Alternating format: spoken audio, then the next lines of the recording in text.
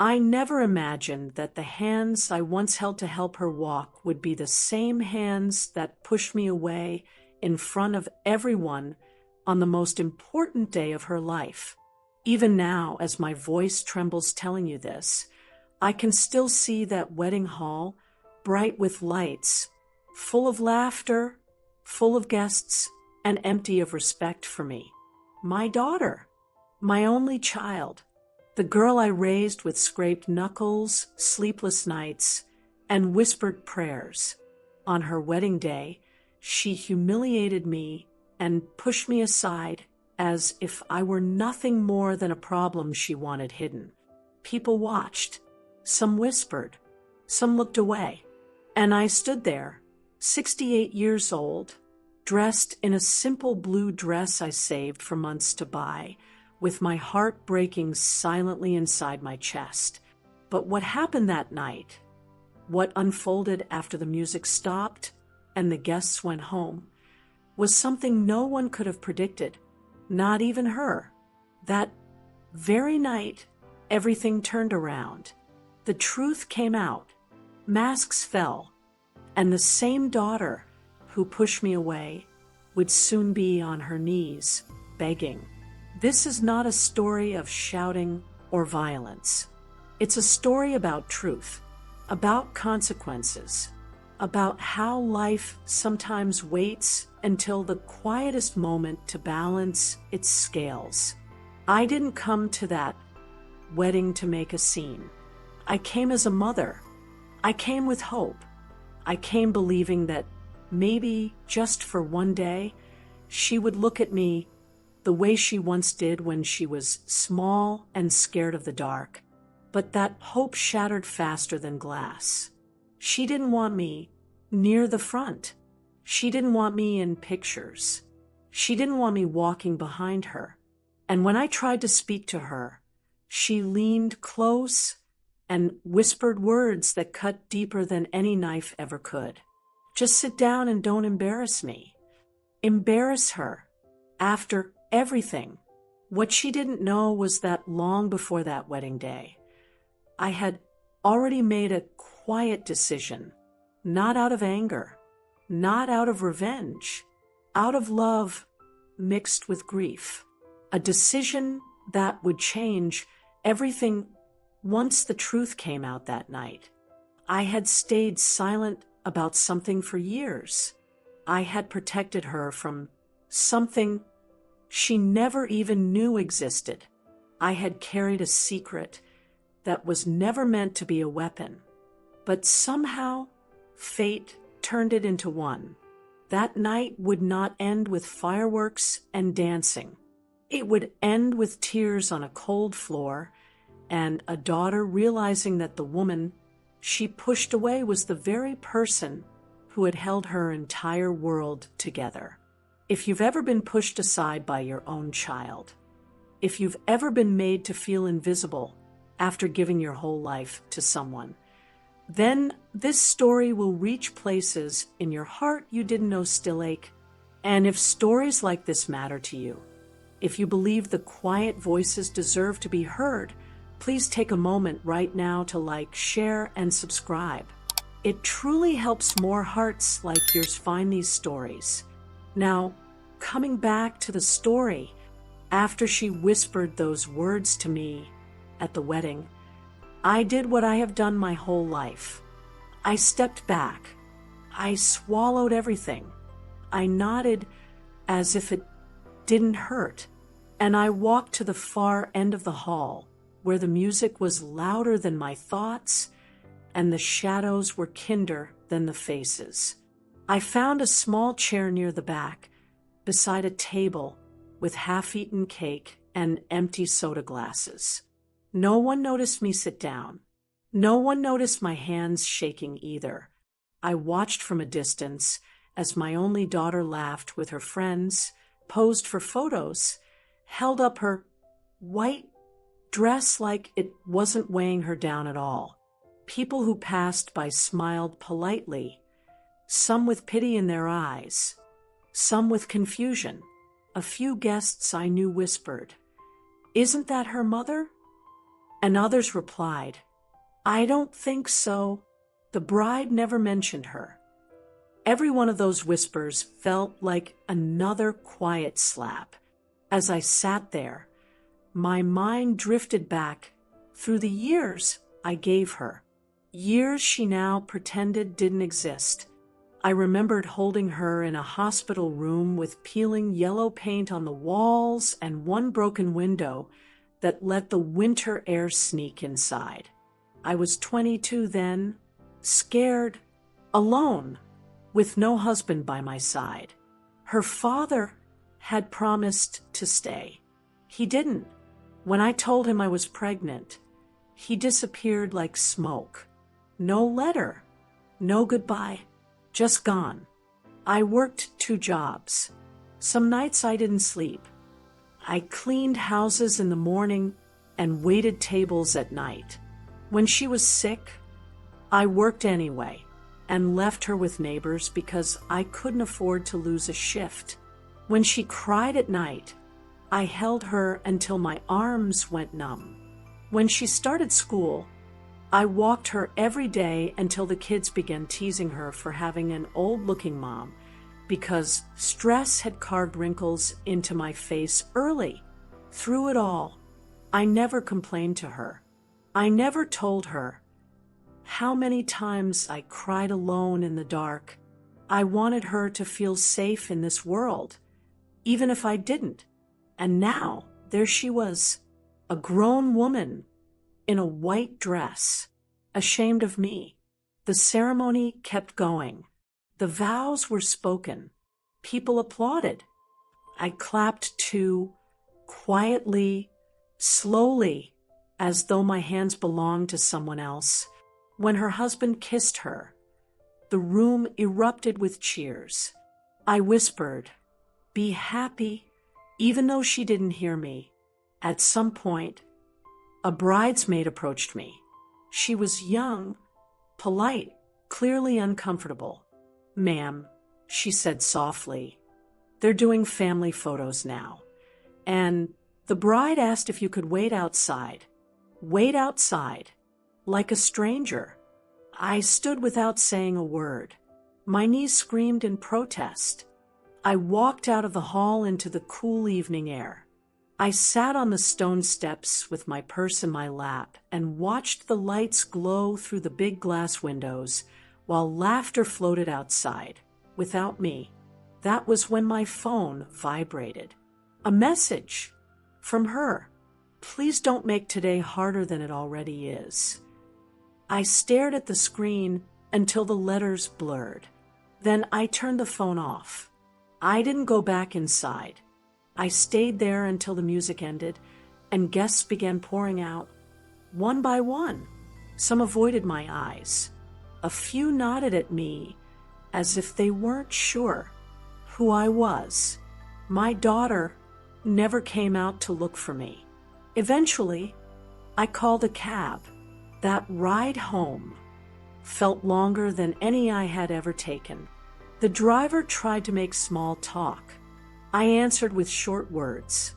When he dropped me off, I paid him and stood in front of my quiet little house, staring at the door like it might have changed while I was gone. Inside, everything was just as I had left it. My small couch, the photos on the wall, one of her kindergarten pictures still framed near the hallway. Her smile was wide back then, full of trust, full of love. I sat down slowly and placed my purse on the table. My hands were steady now in a strange, heavy way, like something inside me had finally gone numb. That's when I opened the drawer. Inside, it was the folder I hadn't touched in years. The truth. The thing I had kept hidden to protect her. The thing she never knew. The thing that would change everything tonight. I didn't plan revenge. I didn't crave her pain. But silence had protected her long enough. And after what she did to me today, I felt something inside finally loosen its grip. Not hatred, not anger, just the decision to stop shielding her from what life had already written. I took the folder out and placed it on the table. Hours later, my phone rang. Her husband. His voice was tight, controlled, forced calm. "We need to talk. Now." I told him to come over. When they arrived, it was nearly midnight. Her makeup was smeared. Her eyes were red. Her dress dragged along my hallway floor like a dirty sentence she hadn't finished yet. She didn't greet me, didn't apologize. She stood there with her husband beside her as if she had come to inspect something broken, not to face her mother. "You embarrass me today," she said immediately, "after everything I asked you not to do." I nodded slowly. "Sit down." They hesitated. Then they sat. I slid the folder across the table and pushed it toward her. She frowned. "What is this?" "Open it." Her hands were impatient. She flipped it open without care. The color drained from her face as she read the first page. Her husband leaned in. His jaw tightened. "What is this?" she whispered now. "It's the truth," I said, page by page. The story unfolded in front of her. The man she believed was absent by choice. The money that was secretly sent and secretly refused. The lies that were told to protect her childhood. The signatures she never knew existed. The letters that were returned and signed because I didn't want their poison to touch her early life. She shook her head. "This isn't real." "It is," I said quietly. "Every word." Her husband stood up. "You hid this from her?" "Yes," I said, "so she could grow up without bitterness in her bones." Silence swelled in the room like rising water. She sank back into the chair. Her wedding night was unraveling thread by thread. And then she whispered words I never expected. "All these years, I blamed you." "I know," I said, "everything I didn't have, everything that felt missing. I blamed you." "I know," I repeated. Her shoulders began to shake. Loud, harsh sobs ripped out of her chest. Her husband stepped closer. Unsure whether to comfort her or stay out of the storm, he didn't understand yet. "I thought you ruined my life," she cried. "I thought you were the reason he left." I closed my eyes. He left because it was easier. I stayed because love doesn't run. The room broke open then, not with shouting, with truth. And that truth pulled her down in ways no anger ever could. She slid off the chair and onto the floor. And that's where the begging began. She was on the floor in front of me. My daughter, the child I once rocked to sleep on my chest when storms scared her. The same child who looked through me like a stranger at her wedding just hours before. And now she was breaking in front of my feet. "I didn't know," she kept saying through gasps. I didn't know any of this." Her husband stood frozen, his entire world tilting in a way he hadn't prepared for. He looked at me now, not with anger, not with suspicion, but with something softer, something close to shame. "You let her believe it was your fault all these years?" he asked quietly. "I let her believe I was strong enough to carry it." I answered, "Someone had to be." My daughter raised her head slowly. "Why didn't you ever tell me?" I looked down at her. My voice stayed calm, even though my chest was shaking inside.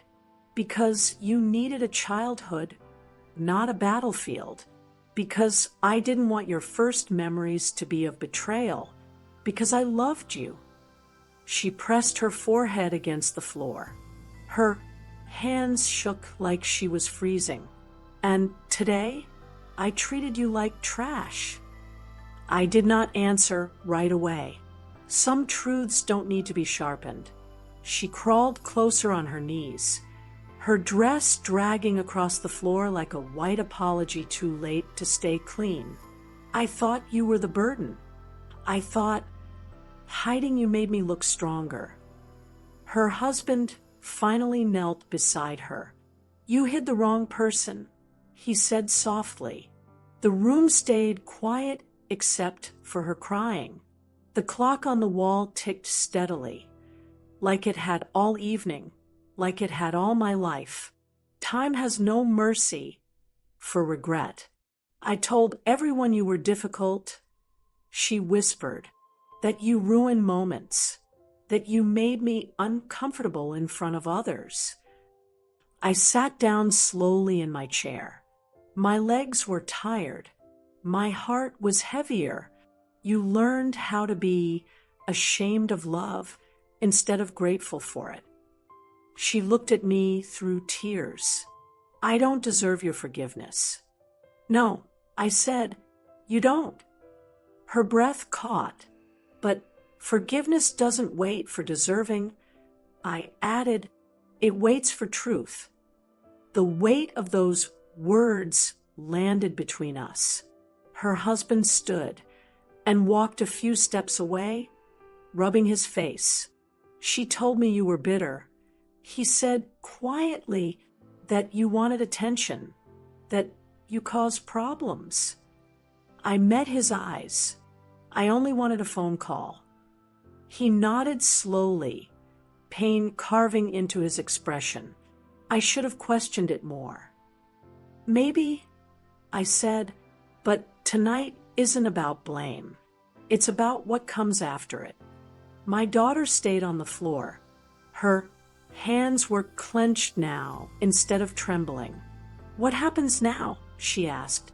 I thought of the wedding hall, the guests, the photos, the laughter that cut me out earlier like a disease that needed to be hidden. I thought of the folder, of the letters I never sent back, of the truth that had finally breathed after decades of silence. Now, I said, you sit with what you did. She nodded slowly. Minutes passed in silence, the kind of silence that doesn't rush to be filled.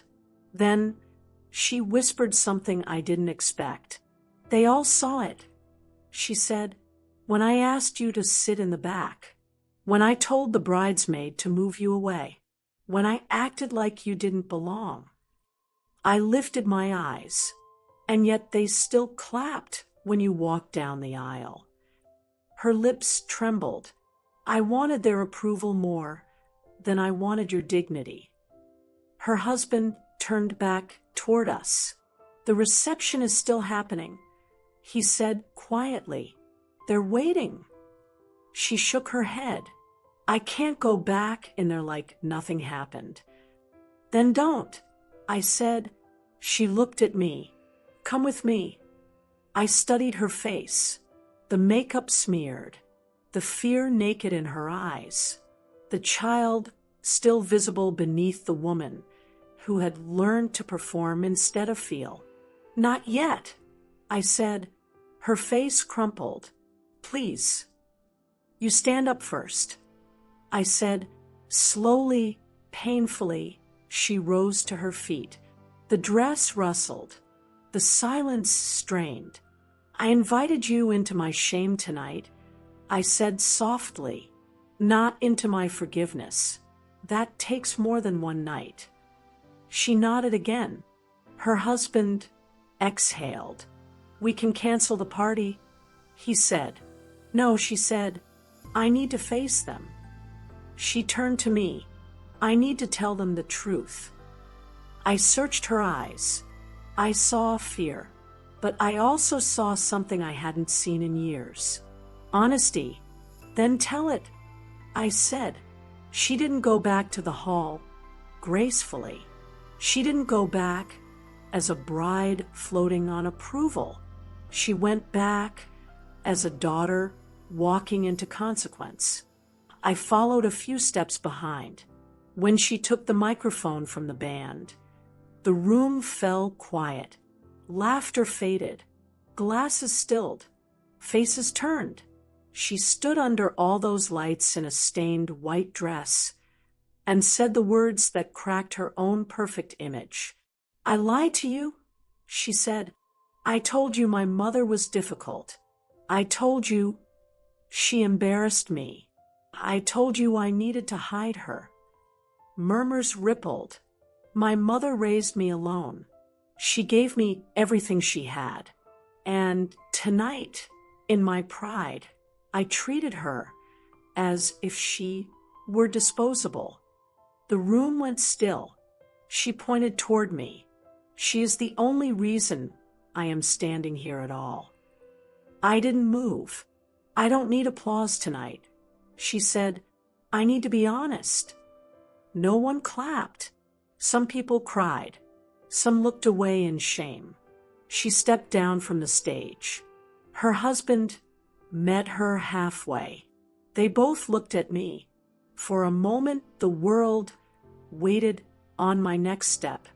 I did not move, because this was not the end. It was only the turn where truth finally stood in full light. The room stayed frozen after her words. You could almost hear people breathing. A few guests shifted in their seats. A few stood up slowly, not sure what to do with their hands or their eyes. The music never restarted. The band sat quietly, instruments resting in their laps like they, too, were waiting for permission to move on. My daughter stood there in front of everyone, no longer glowing, no longer posed. Just a woman exposed underneath a dress that had promised perfection and delivered only truth. Her husband reached for her hand. She took it like someone gripping the edge of a cliff. Then something unexpected happened. An older woman from the front row stood up. I recognized her, one of my daughter's friends' mothers. She had watched me sit alone at many school events when my daughter was growing up.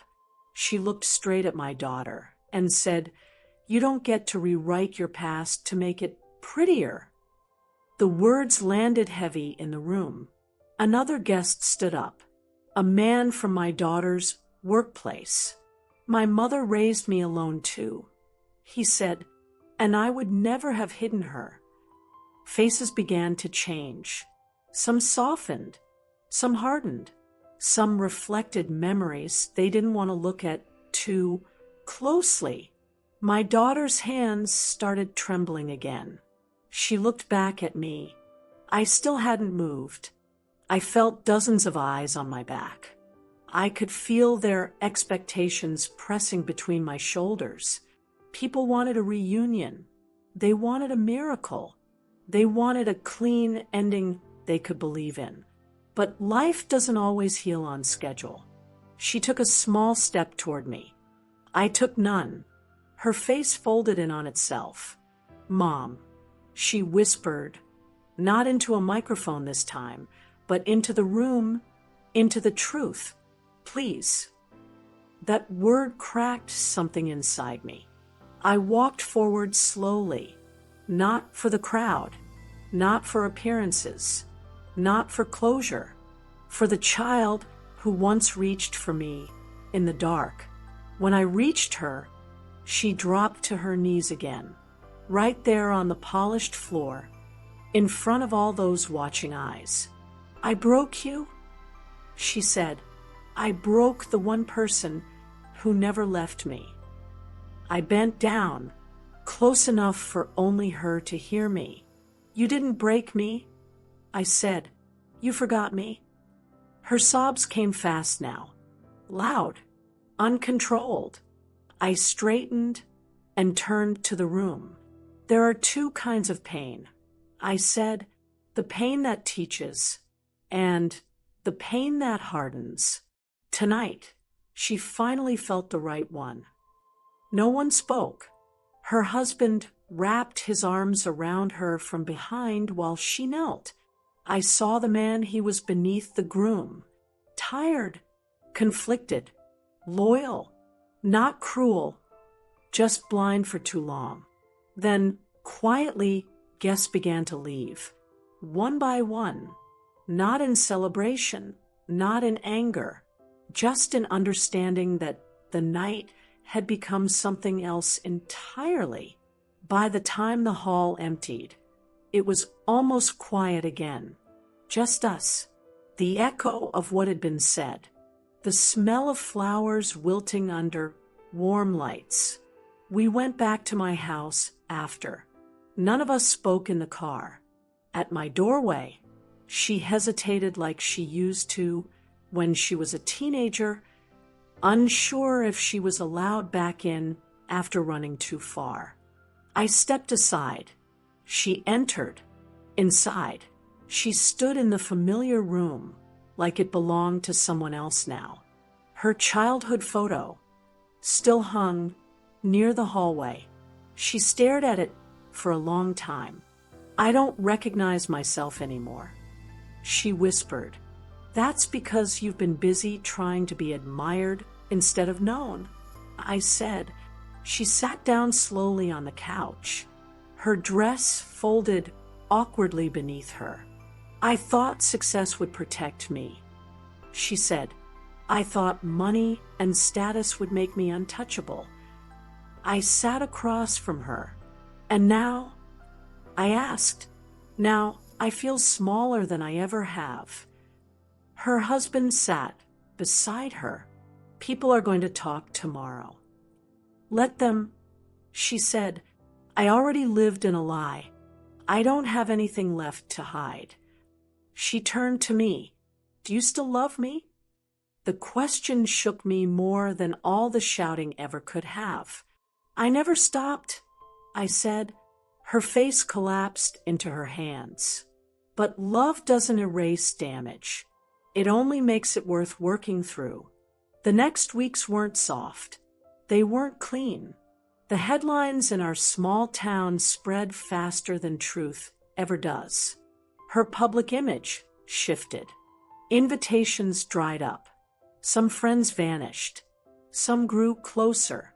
Her marriage bent under strain it had never been tested by before. And she came to my house every day. Sometimes she cried. Sometimes she was angry. Sometimes she just sat in silence, staring at the same walls she had once been ashamed of. Little by little, something inside her began to change. Not quickly, not neatly, but honestly. One evening, weeks later, she brought me tea and placed it in my hands like she had when she was small and tried to take care of me when I was sick. Her hands shook less now. I don't know how to be your daughter properly, she said, but I don't want to pretend anymore. I took a slow sip. Then don't, I said, just stay. That was the night I felt the true turning begin. Not the night she begged, not the night she confessed, but the night she chose to sit with me without an audience. Time didn't suddenly heal everything after that. It moved slowly, the way it always does when hearts are learning to trust again. Days passed, then weeks. The world outside kept moving like nothing had happened, but inside these walls, everything was being rebuilt quietly. My daughter kept coming back. Sometimes she stayed an hour. Sometimes she stayed the whole day. Sometimes she helped me cook in silence. Sometimes we talked until the sun went down. There were days she was strong, and days she broke again without warning. But she never vanished this time. That's how I knew something real had begun. One afternoon, She found an old box in the back of my closet. Inside were drawings she made as a child, school papers, birthday cards she had once scribbled in crooked letters. She sat on the floor and cried over those papers like they were living things. I forgot who I was, she whispered. No, I said, you just buried her too deep. Her husband changed too. I saw it in the way he looked at me now. No suspicion, no stiffness, just respect. One evening he stood in my kitchen and said, "You raised a strong woman. She just lost her way for a while." I nodded. That happens to all of us. The hardest moment didn't come in anger. It came in quiet. One night, she sat across from me with her hands folded and said, "I finally understand something. Every time I hurt you, it wasn't strength. It was fear." I reached across the table and placed my hand over hers. "Fear is loud," I said. "Love is patient." She leaned her forehead into my palm just like she did when she was little. And that was the moment I forgave her. Not loudly, not dramatically, just completely. Forgiveness didn't erase the memory of what she said to me at that wedding. It didn't take away the sting of being pushed aside or hidden like a secret, but it released the hold that pain had on my breath. And for the first time in a long while, I felt light again. Months later, she hosted another gathering. Not grand, not glamorous, just family, just truth. She introduced me, this time with her hand resting on my shoulder. "This is my mother," she said, "and I wouldn't be alive without her." No applause followed, just silence. And that silence was enough. Today, when I sit in my quiet little home and look at that same childhood photo still hanging on the wall, I no longer see the girl who forgot me. I see the woman who found her way back. Family doesn't always grow forward in a straight line. Sometimes it shatters. Sometimes it disappears into pride and fear and mistakes. But sometimes, if the heart is willing to bend without breaking, it finds its way back into the light. If you're listening to this and you've ever felt invisible inside your own family, if you've ever been pushed aside by the people you love the most, just know this. Your worth does not disappear because someone else forgot how to see it. And if this story touched your heart, if it reminded you of someone you love or someone you lost along the way, then please take one small moment to like this video, share it with someone who might need it, and subscribe to the channel. Your support helps these stories reach the hearts they're meant for. And from one tired old mother to your listening soul, never stop believing that love can still come back, even after everything.